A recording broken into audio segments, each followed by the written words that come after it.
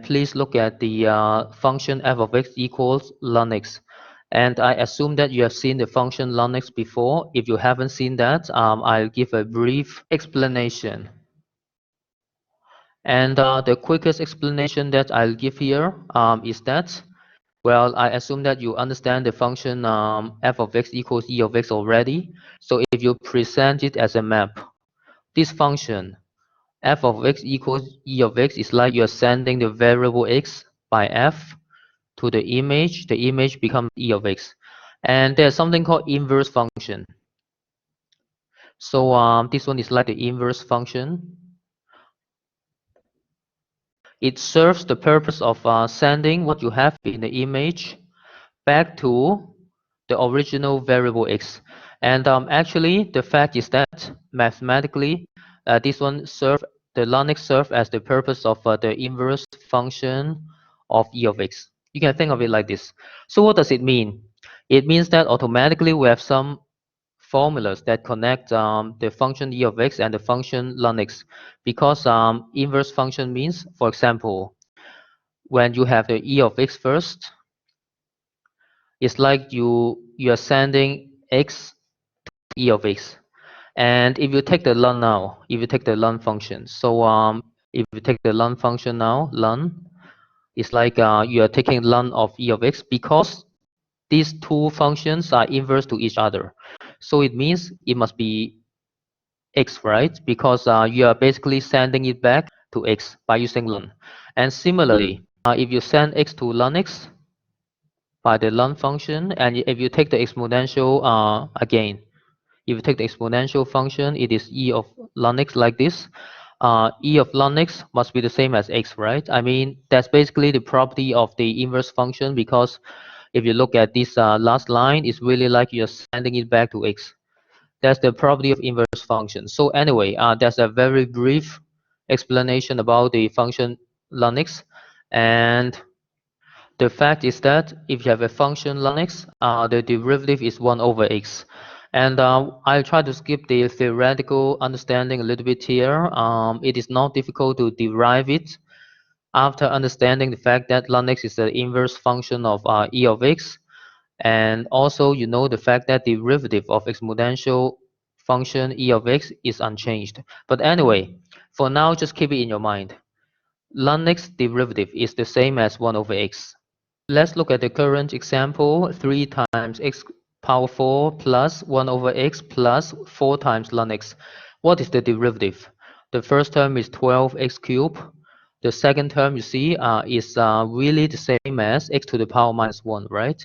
So by the power rule, it's the same as minus. I pull out the power here, minus 1 times x to the power negative 2, because you need to decrease the power by 1. And the last term, the derivative is going to be 4 times 1 over x, right? And basically it is done. So I can write the answer in a slightly better way like this. And that's the final answer to this problem. So please look at the current problem, ln of x cubed plus 1 as the function f of x. And for those of you who are good with the chain rules, it's really an application of chain rule type of problems. It means the answer should be the multiplication of two things, and the second factor is v prime, which is 3x squared, because it's the derivative of x cubed plus 1.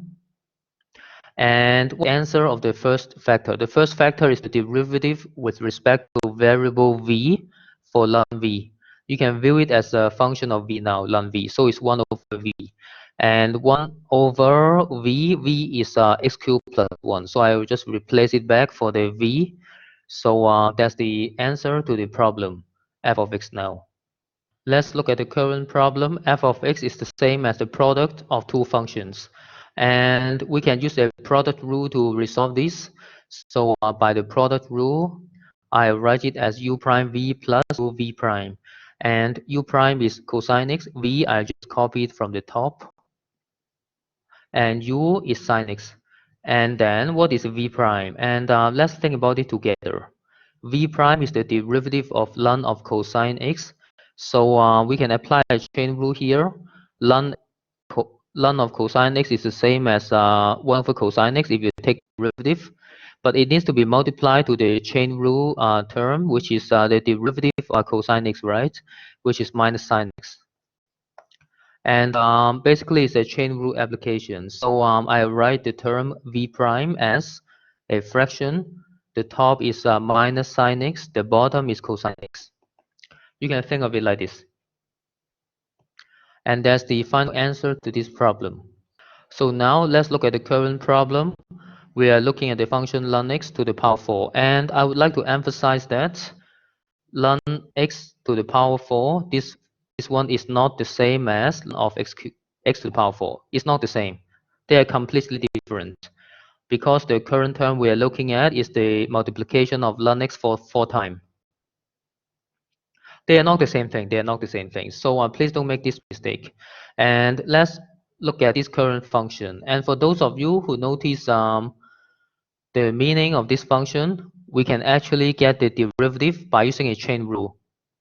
So once again, chain rule means the answer should be a multiplication of 2 factors. And the second factor is the derivative of ln x. Because ln x, you can use it as the variable v now. So ln x becomes 1 over x if you take the derivative. And the first term is going to be the derivative with respect to v for the function v to the power 4. So it becomes 4 times v cubed for the first term.